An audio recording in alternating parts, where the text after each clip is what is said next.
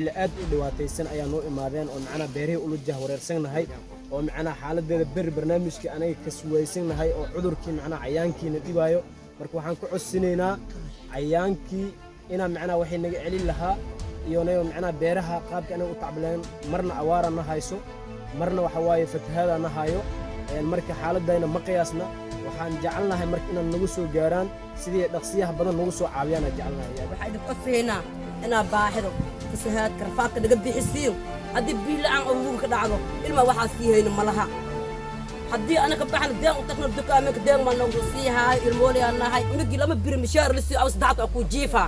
meelaa keegna ma laha caabiyo rafaad isla'ana haasto ayaa wax lagu siiyay mar anakana baax haddii ku sii falno waa la seexaa baax ana gabadhan tamar ma laga laha waa la seexaa quraartii tacabti ayaana cunooy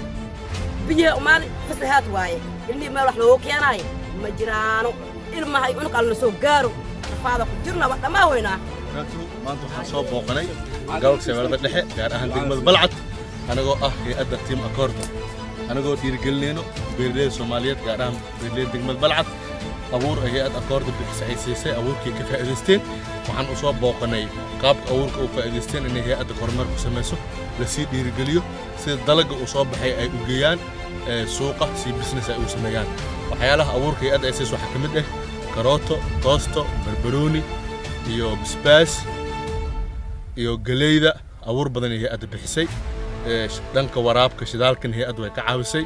iyo daawooyinka ay beeraha ay ku buusanayaan iyo sidoo kashiimada oo beeraha lagu kobcinayo kul hay'adda Accordo ayaa ugu deeqday aadina ugu faa'iideysteen dalag badan ay gurteen maanta waxaan soo booqanay beeraleydii kal hore abuur la guddoonsiiyey si aan u aragno sida ay ugu faa'iideysteen marka abuurka wuxuu iskugu jiray sida koosto kabsarta iyo karooto marka waxaan rajaynaynaa in beeraleyda mar walbaaba maxaan ku raacaa aan dhiirigelino Accordo had iyo jeer waa u taagan tahay inay dhiirigeliso beeraleyda Soomaaliyeed